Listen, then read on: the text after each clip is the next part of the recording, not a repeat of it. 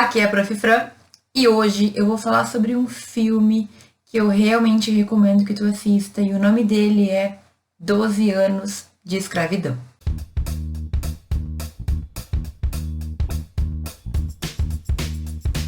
12 anos de escravidão é um filme que estreou no Brasil no ano de 2014 e nesse mesmo ano ganhou o Oscar de melhor filme. Ele recebeu diversas premiações, inclusive outros Oscars, certo? Mas o mais interessante é que ele é um filme que efetivamente conta uma história real. É um filme biográfico, a gente diria, né? Do Solomon Northup, que é um americano, um norte-americano, um estadunidense, negro, nascido livre e que é sequestrado e por 12 anos é tratado como um escravo. É uma história bastante nervosa, é uma história que nos faz pensar sobre diversos pontos, né, da história humana, diversos pontos sobre como a sociedade se organizava, sobre como nos Estados Unidos foi no ano de 1841, né, que aconteceu esse sequestro, como que isso aconteceu, de que maneira isso pode, né, se sustentar como um homem livre simplesmente é tratado como um escravo apenas em razão da cor da pele. E eu confesso que eu demorei bastante para assistir esse filme, eu queria assistir ele já há muito tempo, mas eu estava com um pé atrás em razão de ser um filme que a gente já imagina que é bastante pesado, né? Ele trata sobre a escravidão dos negros nos Estados Unidos, especialmente em um momento em que o Estado, o país, os Estados Unidos, estava dividido. Então existiam estados que eram favoráveis à escravidão, outros estados que eram contrários, e é aí que o nosso protagonista acaba se dando mal, porque ele nasceu livre em um estado em que não existia mais a escravidão do povo negro, mas ele é sequestrado e levado para o sul do país, onde sim havia a escravidão, onde nas plantações de algodão, principalmente, os escravos eram uma grande maioria, poucos homens livres trabalhavam colhendo algodão, a maioria eram escravos, e o nosso protagonista acaba se dando mal porque ele cai num golpe. Na verdade, oferecem para ele um emprego, ele é muito bem tratado no início, até que ele é drogado, sedado, né? E acaba sendo sequestrado e levado para o sul. Quando ele chega lá no sul, trocam o nome dele e ele percebe já rapidinho, já de primeira, que se ele começar a contar a história dele, se ele contar que ele é um homem livre, se ele contar que ele sabe ler, escrever e que ele tem conhecimentos, ele pode se dar muito mal. Então, ao longo do filme, a gente acompanha os 12 anos que o protagonista viveu como um escravo, sofreu as torturas, apanhou, foi castigado, certo? Alguns momentos em que ele quase morreu, em razão, é claro, de ser um escravo que se diferenciava, porque na verdade ele era um homem livre, com educação, ele sabia tocar inclusive violino, que é uma coisa bastante rara mesmo para os homens brancos daquela época. Então, a gente consegue perceber que é uma história de sobrevivência. E é como eu disse, né, é um tema muito pesado, demorei para ver o filme, mas eu posso te dizer que ele é um filme que trata com bastante delicadeza da situação. Sim, existem vários momentos no filme em que a gente fica aterrorizado, assim, que a gente sente aquela dor, aquela tristeza, mas são poucos momentos em que tu percebe que a violência ela está na imagem. O que eu quero dizer com isso? Ele é um filme que vai muito mais pela sutileza do que efetivamente por uma violência. Eles não apresentam o tempo inteiro momentos de tensão, momentos de violência. Eu posso dizer que, por ser um filme de um tema tão triste, tão pesado, ele consegue ser um filme leve. Então, tu não fica agoniado por ver, mas tu consegue subentender o que estava acontecendo ali. Eu acho que esse é um dos grandes pontos, né? Esse é um dos pontos positivos do filme. É um tema muito difícil, é um tema muito delicado, é um tema que nos choca, é um tema que nos causa um pouco de terror por acreditar que a humanidade viveu isso, né? Mas ali no filme ele é tratado de uma forma um pouco mais tranquila. O protagonista, ele foi então sequestrado, ele ficou por 12 anos como escravo, né, que é o que o título já diz, e depois de muita história, de muita água rolar embaixo da ponte, ele consegue voltar, digamos, entre aspas, à sua vida normal. Ele consegue deixar de ser escravo. Isso não é spoiler, porque o próprio nome do filme já diz que serão 12 anos de escravidão. Então, É um filme que sim, vale muito a pena ver. E com base nele, eu quero fazer uma análise sucinta acerca dos direitos humanos, das teorias de direitos humanos e de alguns questionamentos que a gente pode fazer hoje acerca de todo esse tema. Então, no filme, o Solomon, nosso protagonista, ele vai passar pela propriedade, ele vai ser a propriedade de diferentes homens brancos, certo? Então, a gente percebe uma diferença entre o primeiro e o segundo dono dele. Nesse meio tempo, ele é emprestado por um terceiro senhor de escravos, né? Um terceiro escravagista.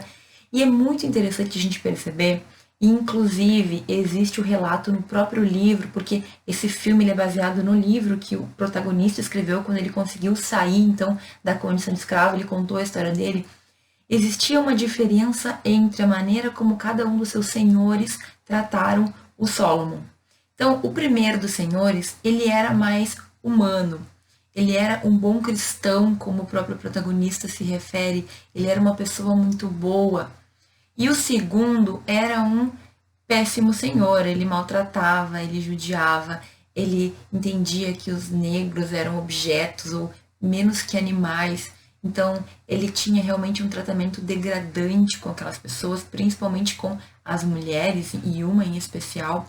Mas aqui a gente já começa a perceber como as coisas se invertem, né? De qualquer maneira, o primeiro senhor, ele não deixava de ser um senhor de escravos.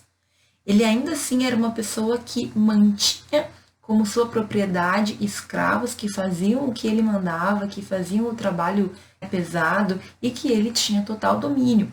Então, olhem a primeira contradição que na minha cabeça passava. Ah, o primeiro foi bonzinho. O primeiro senhor de escravos era uma boa pessoa. E o segundo não, o segundo é ruim, o segundo é malvado. Mas aí tu para e pensa, mas como alguém que tem escravos pode ser considerado bonzinho? E aí, gente, eu li, né, sobre a biografia, sobre o livro do Solomon, e ele mesmo dizia que o seu senhor, o primeiro senhor, era um bom senhor, que ele apenas estava cego pelas circunstâncias, que naquelas circunstâncias em que ele vivia, para ele a escravidão era algo normal. E o próprio Solomon defende esse senhor dos escravos no livro dele. Então, vejam só, né? A gente acaba se colocando em situações que, se tu não parar para pensar, simplesmente no meio do filme, eu me peguei pensando, ah, esse é bonzinho, esse é legal, esse é uma boa pessoa. Só que boa pessoa tem escravos, né? Então, a gente para pensar.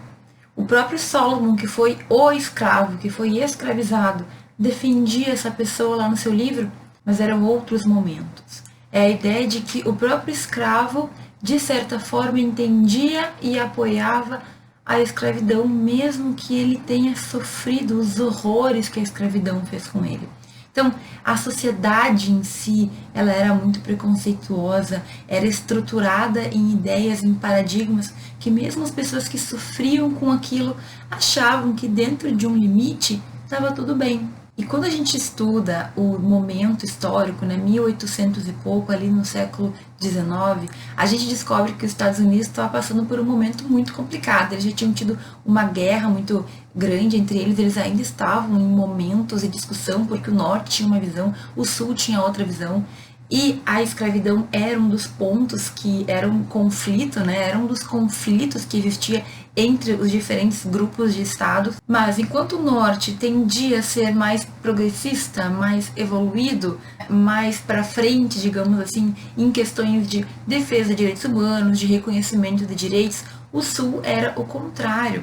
O Sul entendia que aquelas pessoas não eram pessoas e eles utilizavam isso como, de certa forma, uma desculpa para ter o total domínio, para tratar aquelas pessoas como objetos, como propriedade, né? Era um bem valioso ter um escravo, porque era lá uma pessoa que fazia tudo o que tu quisesse, que saciava todas as tuas necessidades, inclusive sexuais, se fosse o caso. No filme existe a figura de uma mulher que ela é objeto de obsessão do segundo patrão, que era um patrão considerado malvado, então ele tanto explorava ela no campo, fazendo ela trabalhar muito, como explorava ela sexualmente, por meio de estupro, por meio de um amor que ele entendia que existia, mas que ao mesmo tempo era uma obsessão.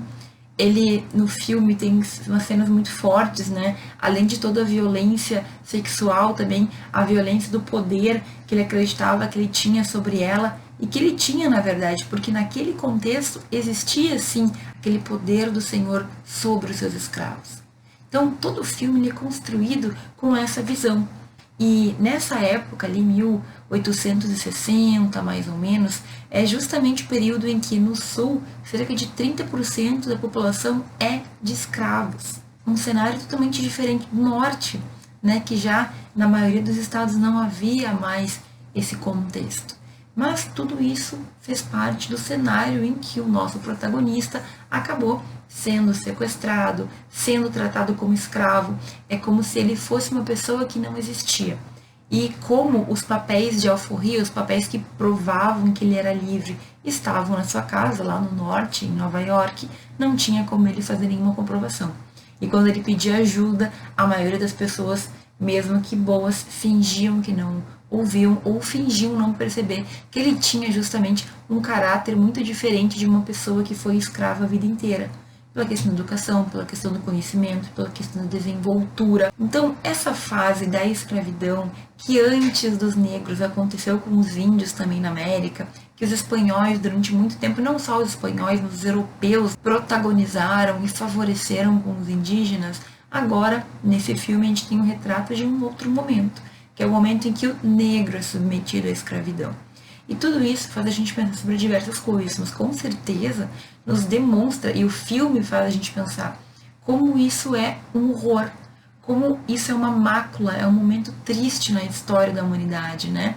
A gente sabe que sempre houve, digamos, escravos, mesmo entre homens brancos havia a questão do escravo, mas a gente não tem relatos, pelo menos não chegou também em relatos tão explícitos de maus tratos, de um tratamento desumano, de castigos que eram absurdos, porque era um sofrimento físico, um sofrimento psicológico, um sofrimento moral.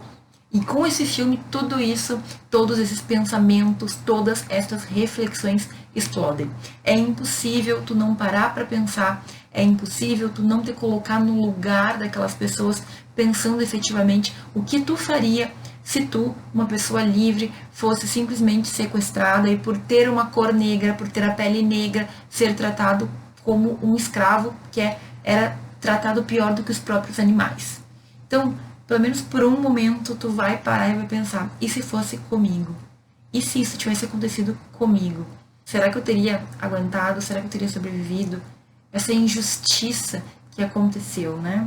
O que eu faria e o que a gente tem que fazer para que uma coisa desse tipo não aconteça mais nos dias de hoje. Infelizmente, no entanto, hoje, tanto no Brasil como em vários pontos do mundo, a gente ainda tem o trabalho que é considerado escravo. No Brasil, a gente fala de trabalho análogo ao escravo, que é um trabalho que é muito similar a um trabalho escravo. Claro que a escravidão na contemporaneidade, nos dias de hoje, não é a mesma coisa que naquela época, né? Então a gente tem diferentes modalidades.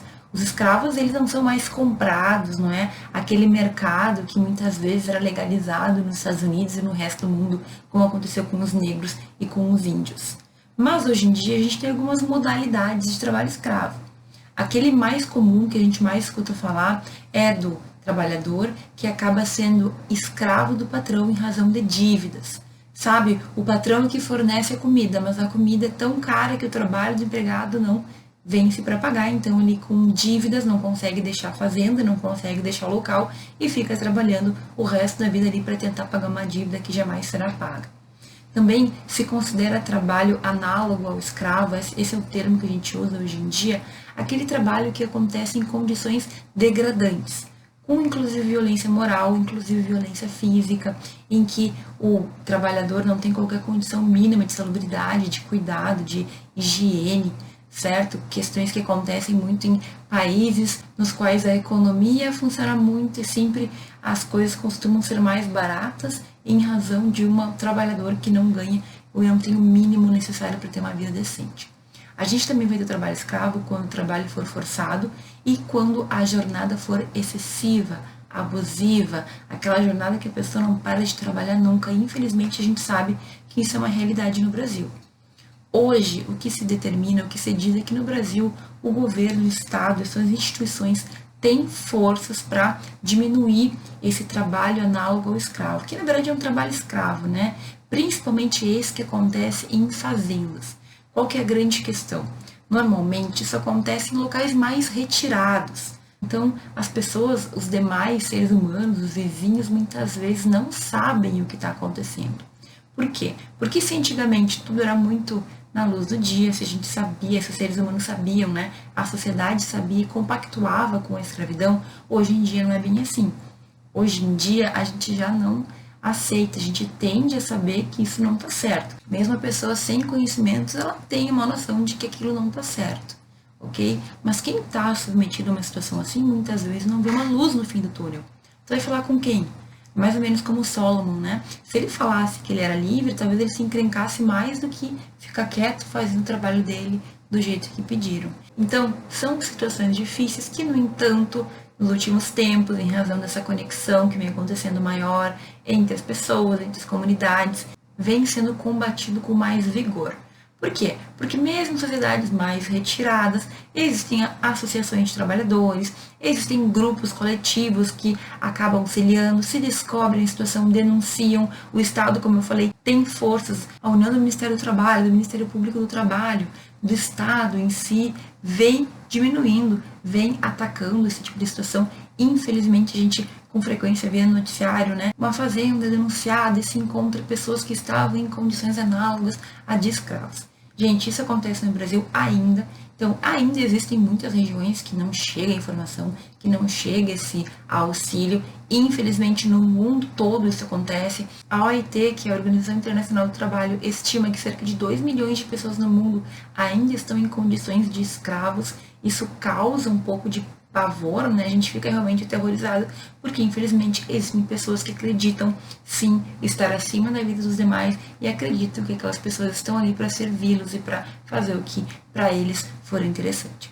Então, gente, infelizmente, a gente fala de escravidão, a gente se aterroriza e fica chocado com o que acontecia com os negros, com o que acontecia com os índios, e hoje isso ainda faz parte da nossa realidade. Claro que não aparece como aparecia, claro que não está aí na luz do sol, mas acontece e, infelizmente, muitos estados compactuam com isso. Infelizmente, muitos estados acabam por fechar os olhos, fingir que não vê, porque é bom para a economia, porque é bom para a produção e porque é bom para os interesses daquele estado. É triste, mas é real, e a gente tem que entender isso como uma situação que tem que ser erradicada. Ter escravos, ou ser escravo, é uma condição absurda que a gente não pode aceitar. Muito em razão desse terror que a escravidão representa, para o Norberto Bobbio, existem 2 direitos que são absolutos. Direitos fundamentais, direitos humanos que são absolutos e que não podem ser relativizados. O primeiro deles é o direito de não ser escravizado e o segundo é o direito de não ser torturado. E por que eu estou falando sobre isso nesse momento? Porque essa é uma posição do Norberto Bobbio que contraria grande parte da doutrina, que por sua vez entende que os direitos fundamentais não são absolutos, que eles podem sim ser relativizados a depender da situação e a depender do caso concreto. Então, por exemplo, o direito de ir e vir, o direito à liberdade, é um direito super importante, um direito fundamental, lembrando que direito fundamental quer dizer que é o direito respeitado dentro do território, dentro de um estado, e os direitos humanos são direitos essenciais que, no entanto, se voltam para um âmbito internacional. Esse direito, que é um direito que todo mundo conhece, ele pode sim ser relativizado ou mitigado em razão de situações excepcionais. Por exemplo, em uma situação de pandemia, em que se quer conter um vírus, é possível sim que se determine que as pessoas não podem circular livremente por aí. Entende o que eu quero dizer? Não é que a gente não tenha mais esse direito, mas na situação em concreto, nós teremos que ter sim uma relativização, uma mitigação desse direito em razão de um contexto maior. Isso aí, na verdade, entra naquele tema da colisão de direitos fundamentais ou de direitos humanos. É um tema que dá muito pano para manga, não é o meu objetivo aqui tratar sobre isso, mas saiba que existe uma posição diferente na doutrina, que é a do Norberto Bobbio, que defende que esses 2 direitos jamais poderão ser relativizados, ok? Quando a gente fala de conflito, lembre-se, existem diversas teorias, existem diversos posicionamentos, mas a teoria majoritária entende que, a depender da situação, eu tenho que analisar e ali eu vou ponderar, eu vou medir qual dos direitos naquele momento é mais importante e pode cercear o outro. Eu queria falar nesse vídeo sobre a teoria dos direitos humanos, algumas teorias que nós temos, certo? Por que eu queria muito falar contigo sobre isso? Porque na minha faculdade eu fiz várias cadeiras sobre direitos humanos e eu demorei muito tempo, na verdade só no mestrado eu comecei a entender que existem muitos estudos teóricos sobre isso e que muitas vezes a gente não tem acesso. Seja porque a gente fica nesse, entre aspas, oba-oba, de ficar falando de direitos humanos, a gente apenas se baseia no que está na lei e não busca o que teoricamente se traz, então, o histórico, a evolução, a classificação, seja porque simplesmente parece que os professores mais se preocupam em fazer com que a gente se volte para a lei e se volte para questões abstratas e não estude efetivamente a raiz. Então, eu demorei bastante e eu quero aqui te trazer sucintamente algumas perspectivas das teorias dos direitos humanos. E a primeira que eu quero te trazer é a ideia da classificação dos direitos humanos em 3 gerações. Essa classificação aconteceu um bom tempo atrás, foi o Karol Vazek que determinou, ele fez uma relação entre as fases de um Estado com as gerações de direitos humanos, então ele basicamente faz uma evolução, como se os direitos do ser humano fossem também sendo reconhecidos ao longo do tempo, a depender do Estado e a depender da necessidade que se tinha deles. Então, essa é uma teoria muito conhecida, diz basicamente que nós teremos uma primeira geração de direitos, que são direitos individuais, certo? A segunda geração, que são direitos sociais, e a terceira geração, que são novos direitos, direitos que surgem com as tecnologias, com a biotecnologia, com a questão do meio ambiente, a questão da paz. Então, em primeiro lugar, primeira geração de direitos, aqueles direitos do ser humano, do indivíduo. Direito à liberdade, direito à segurança, direito à propriedade, direito à honra, direito à imagem. Em um segundo momento, na segunda geração, direito à saúde, direito ao trabalho, direito ao lazer, certo? Direitos que são sociais, que são compartilhados entre um grupo social e que o Estado tem que auxiliar.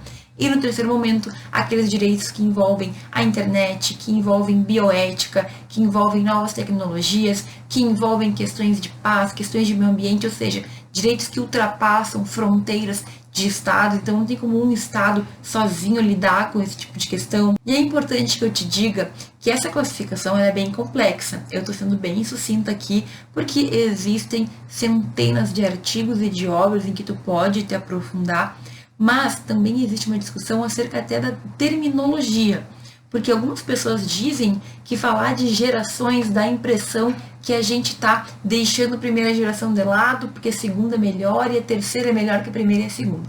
Algumas pessoas defendem o termo dimensões do direito, existem discussões eternas sobre isso, então saiba que se alguém falar em gerações de direito e outra pessoa falar em dimensões do direito, eles estão falando da mesma coisa.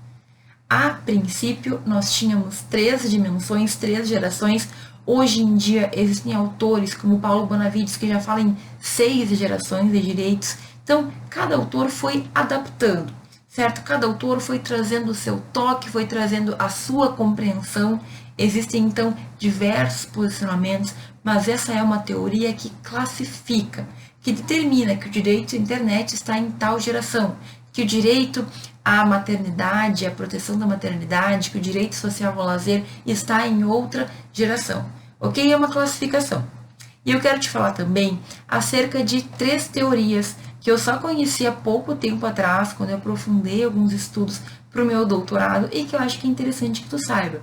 Aqui, mais uma vez, eu não vou super aprofundar, mas eu quero que tu saiba da existência, porque um dia tu pode se interessar pelo tema e tu pode ir atrás de livros e de doutrina que te expliquem com mais profundidade.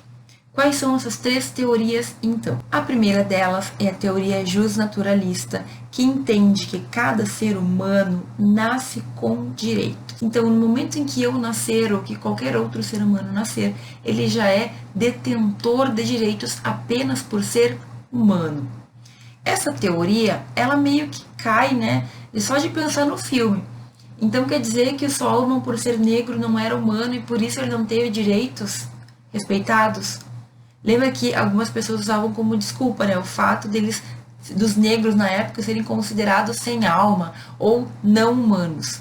Agora, essa teoria é bem complicada, porque ela diz que independentemente do Estado positivar o direito, esse direito existe e basta que a gente faça ele valer. Complicado, né? Não é muito efetivo isso. Porque então eu vou ter que dizer assim, eu tenho direito de ser livre, não me toque. Eu tenho direito à integridade do meu corpo, não me encoste, ladrão. Certo? É difícil a gente entender isso como suficiente. É uma teoria super importante que durou muito tempo e que foi sim uma teoria inicial, mas que com o tempo se mostrou inexata e insuficiente. A segunda teoria é a teoria dos direitos públicos subjetivos. Essa teoria ela vem e bate direto na teoria naturalista. Por quê? Porque ela diz que sem a positivação do Estado não existe direito. Ela diz que não tem essa história de ser humano nascer com direito. Quem diz o que é direito ou não é o Estado. E com isso, se não está na lei, se não está previsto pelo Estado, não é direito. Qual que é o problema aqui, gente? Mais uma vez, apenas o Estado prever algo como direito não nos traz nenhuma efetividade. Olha a nossa Constituição Federal. Quantos direitos nós temos ali que simplesmente não são cumpridos? E por mais que esteja previsto na Constituição, na lei maior, na nossa Carta de Direitos, por mais que esteja lá, simplesmente não são cumpridos. Então, mais uma vez, essa teoria, que achava que era muito inteligente, ela diz que o que importa é positivação, mas ela não basta. Porque não se tem eficácia, não se tem efetividade, não se tem o direito sendo realmente garantido na vida real. E aí a gente vem para a terceira teoria, que é a teoria realista e que mescla um pouco das duas primeiras para dizer que o que importa é a efetividade do direito. Sim, ele tem que ser positivado, mas só a positivação não basta. Basicamente, a crítica que eu fiz da segunda teoria é o que a terceira teoria diz. Não adianta só estar na Constituição, não adianta estar na lei. A gente tem que trazer isso para a prática, a gente tem que trazer isso para a vida dos cidadãos. E essa teoria, então, ela mescla um pouco da ideia de que, sim, existem direitos humanos que já nascem com o ser humano, que o ser humano já nasce com eles, mas que eles devem ser reconhecidos pelo Estado para ter a sua efetividade plena. E, além disso, outras atitudes, outras iniciativas têm que ser tomadas para que os direitos sejam garantidos, para que os direitos efetivamente sejam respeitados. Então, aqui, presta atenção, eu falei rapidamente em várias teorias. Qual que é a ideia? Que tu entenda que a gente tem diversas vertentes. Conhecendo estas três teorias, tu pode escolher uma para ser o teu marco teórico, para que tu te guie de acordo com a que te convencer melhor, e para isso tu vai ter que aprofundar o estudo, ou tu não é obrigado a escolher uma em específico, mas é importante que tu conheça que existem então esses três posicionamentos diferentes acerca da concepção, acerca da compreensão dos direitos humanos e da sua natureza, ou da maneira como a gente deve ou não positivá-los, né? É necessário positivar? Será que eu preciso colocar na lei? Ou será que não? É muita discussão, dá muito pano para manga, mas sabendo dessa existência, tu já está aí precavido, preparado para qualquer situação que tu vá tratar desse assunto. Ok? Eu espero que esse vídeo tenha ficado do teu agrado. A gente começou falando de um filme que eu recomendo que tu veja, um filme que me fez refletir sobre tudo isso. Como eu estudei há pouco tempo, essas teorias, elas estão fresquinhas na minha cabeça, e eu te sugiro que, se tu tem interesse, esse é um tema que dá pra gente pesquisar muito, é um tema que é de interesse de todo mundo. Lá na Espanha, onde eu realizo meu doutorado, existem departamentos inteiros voltados para o estudo dos direitos humanos, dos direitos fundamentais. Então, é uma boa linha de pesquisa se tu tiver interesse em seguir pesquisando. Vai ter muita fonte para que tu tenha uma boa pesquisa e para que tu te aprofunde. Ok? Mais uma vez, eu espero que esse vídeo tenha te agradado. Comenta aqui embaixo se tu pensou em alguma coisa, se tu sabe de alguma coisa para acrescentar nesse vídeo, se tu ficou com alguma dúvida. Eu sempre respondo os comentários e eu fico muito feliz quando tu interage comigo, certo? Obrigada por me acompanhar até aqui e a gente se vê no próximo vídeo.